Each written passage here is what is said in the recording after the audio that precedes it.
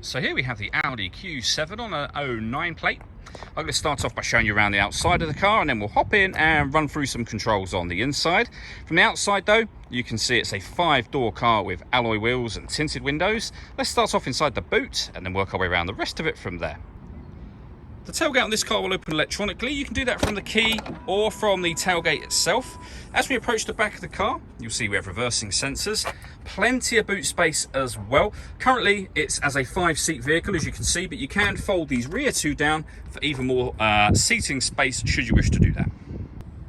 Okay, so we're just going to work our way back round to the front of the car, and then we'll hop in and run through some controls on the inside. But now that we've done a full circle of it, you can see it's in excellent condition the whole way round.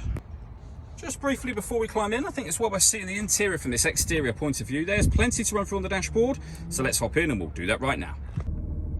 Okay, now that we're inside the car, we're going to start with the dials. On the extreme left-hand side, we have the coolant temperature gauge. We then have the rev counter, the speedometer, and the fuel gauge. You can see the total miles of this car are 75,041, so very low mileage for the car's age.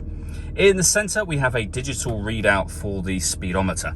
You can change the information that's in that section by pressing a button on the right-hand stalk, and you get through various bits of trip and car information.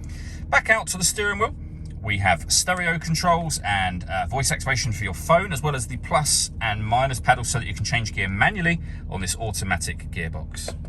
Over in the center, we have the main screen for the car.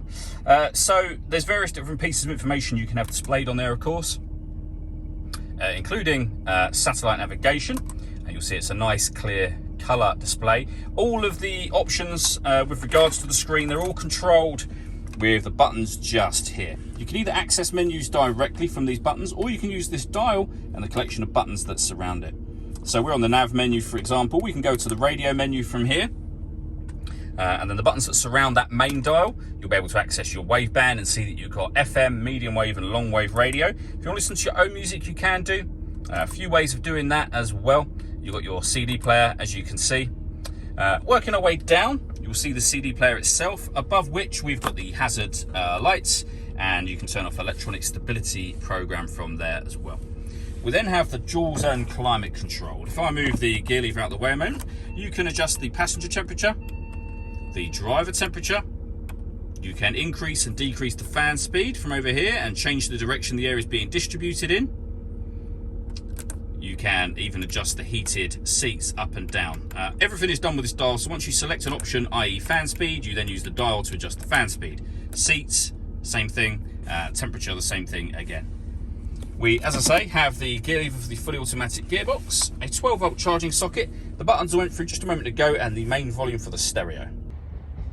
All that leaves me to say is thank you for taking the time to watch this video. If you'd like to come see the car in person and have a test drive, please feel free to give us a call here at Glenbourne's. We'd love to hear from you soon.